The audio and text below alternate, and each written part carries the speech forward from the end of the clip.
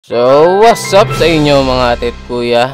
Ako nga pala si Kuya Len at nagbabalik tayong muli dito sa Rise Crossover. So mga ate at kuya, nag-update na po ang laro and dumating na po ang tinatawag nilang weapons update. So, dapat daw kasama to ng Halloween, pero dahil medyo na-delay and hindi daw nila na-kompleto yung ibang part, ilalabas na lang po sa linggo yung kusunod na Halloween, kaya makikita nyo may update time na 1 day sa baba, no? So ito parang hinati lang nila yung dapat na iisang update para kahit papano may malabas silang content. Yes sir, yes sir. So wag kayong mag-alala mga ate kuya, may explain and mapapakita ko sa inyo lahat ng bago ngayong update. I'm not sure, hindi ko pala mapapakita lahat, pero mapag-uusapan na natin ng maayos or ma-review natin kasi max na po ako ng rank. Okay, and yung level ko is almost pa-max na din. Konti na lang. So, kahapon wala akong upload. Inadik ko talaga mag-grind para lang makover yung lalabas na update ngayon. And kahit pa paano may mapakita ako sa inyo. Pero syempre, bago natin simulan yung video mga atit kuya, syempre hindi natin pwede kalimutan ang mga nagpapa-washout.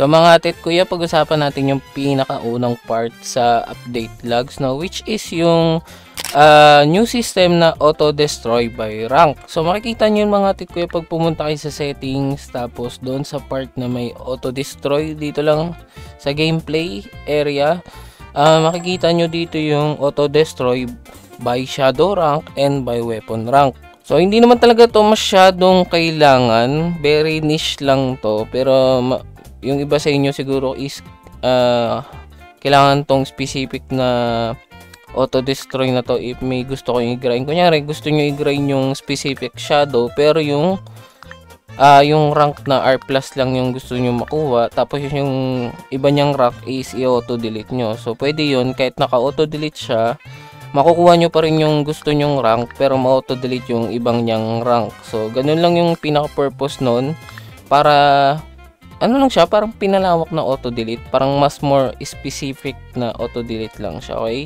Kailangan nyo pa rin syempre yan. Sa pagkakabasa ko ng dito sa logs, kailangan na nasa auto-destroy pa rin siya. Okay? Nakaayos pa rin sa auto-destroy. Pero iano mo yung settings dito kung anong rank yung gusto mong i-auto-delete, okay? Doon mo ayusin kung ano yung gusto mong rank na tatanggalin automatically, okay? So, madali lang siya intindihin. Kasi nga, ano lang siya, parang expansion lang siya ng auto-delete. The next naman mga atit kuya is yung bagong feature na tinatawag na weapon level. So, pag pumunta kayo sa weapon nyo mga atit kuya, then pinindot nyo yung stats, okay? So, makikita nyo dito, meron na pong levels. So, yung makikita nyo yung weapon ko is level 169 over 550. So, kada level nyo mga atit kuya, nataas po yung damage ng weapon nyo. Yung, ayan o, makikita nyo, base damage plus 3 million %. Depende pa ata yun kapag nakareli kayo. Ay, hindi. Ano pala siya? Talagang yun yung increase niya. Tapos, yung max level pala ng weapon mga atit kuya is nakadepende po sa rank ng weapon nyo. So, ang R+, ang max nila is 550. So, hindi ko alam kung ano yung max ng ibang weapon, pero pwede natin i-check. Kasi meron akong HGM dito. So, ang HGM, ang max level niya is 475, no? So, mahalaga pa rin na mapa-R+ nyo. Kasi, ayun ba yung max ngayon? Hindi ko kasi alam eh. Pero, R+, mas mahalaga mapa-R+ nyo o yung mapa-max nyo yung rank ng weapon nyo. Para mas ma-maximize nyo yung damage, no? Magiging ano nyo lang dito mga tit kuya is pamahal yung upgrade. So, kailangan nyo rin mag-grind ng cash. Pinakamagandang way ata is yung sa Infinity. Kasi doon lang din naman ako nag-grind. Ay, Infinity. Yung Infernal pala. Infernal.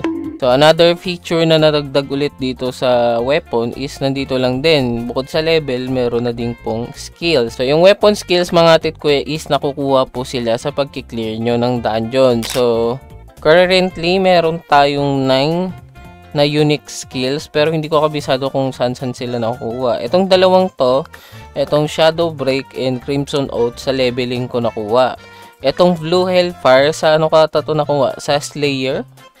Hindi ko masyado. Slayer or yung sa Tokyo Ghoul. Ano ba yung sa Tokyo Ghoul? Yung Ghoul?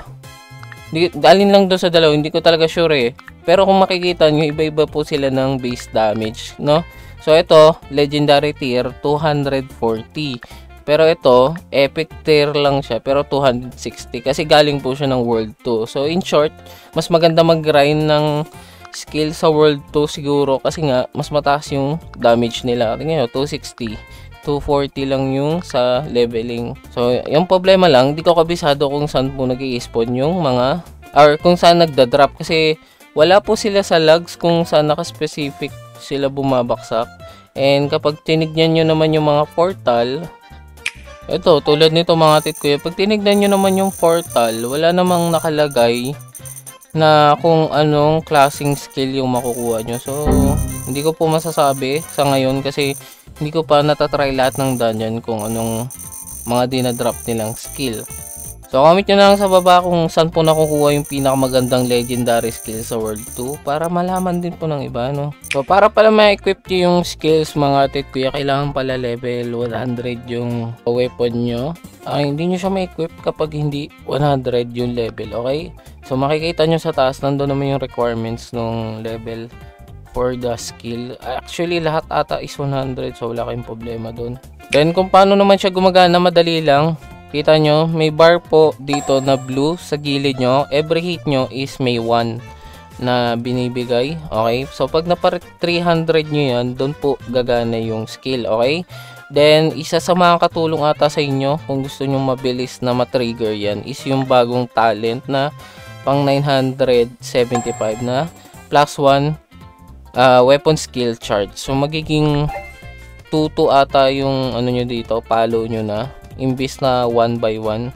So, magiging 2. Okay? So, mas madali siya pag ganun and mas effective siya kung gagamitin nyo. Ako kasi hindi ko pa naman kailangan yun ngayon. Kaya, kapag nagpa 975 ako, baka i-skip ko muna. Quality of life, no? Another quality of life update. Dito sa baba, malapit sa EXP nyo, merong change bar kayo makikita. Then, pwede nyong i-off and on yung gusto nyong team. Okay? Hanggang 6 na rin yung tawag dito. Hanggang 6 na yung ano natin. Hanggang 6 na yung team shortcuts natin. So, kung may gusto pa kayo ilagay, so meron kayong extra na team shortcut na pwede nyong paglagyan. Actually, meron pa nga tong yellow bar na ano. Hindi ko alam kung ano tong yellow bar na to. Please, paki-comment nga kung ano tong yellow bar na to. Wala akong idea kung ano tong yellow bar na to.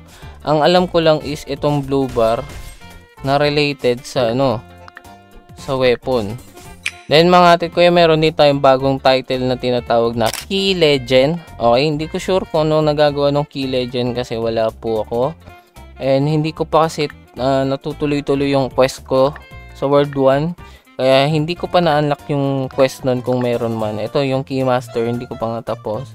Siguro yung Key Legend is yung kasunod nito.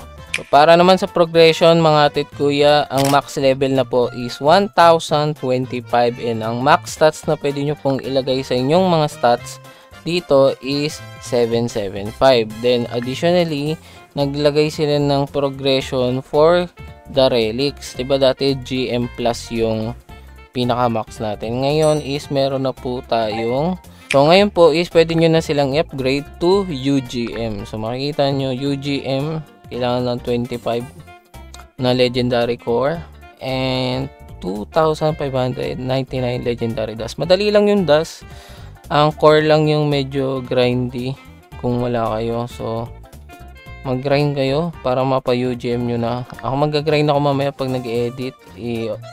AFK grind ko na lang para mapa-UGM ko yung mga relics ko kasi almost ano na tong mga shadow relics ko eh.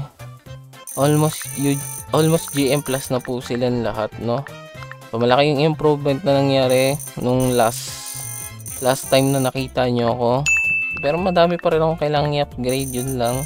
Pero okay lang yan kasi magagawan kagad natin ng paraan yan bago mag-update siguro ng Halloween. Baka ma-max ko na lahat yan, okay? So last thing lang is nagkaroon tayo ng mga improvements and parang bug fixes lang ata. So yun lang naman yung last part nung update log. Then yung code, kung di nyo pa nakiklaim, ito po yung mga code. Ipopost ko na lang dito sa screen. So yan po yung mga code. Ano lang siya, ticket and boost bundle. Hindi naman masama, okay lang. Para meron kayong mga ticket na kailangan nyo, no? So mga tit ko yung hanggang lang lahat ng pwede nating pag-usapan for this update. Madami pa tayong kailangan i-grind for my progress. I hope makapag-grinding kayo bago yung darating na next Halloween. Kasi baka magkaroon tayo ng mga bagong shadow or weapon, di ba? Para hindi kayo mahirapan mag-grind. So yan lang mga tit kuya, no? Ingat kayo palagi and God bless po sa inyo. Bye bye!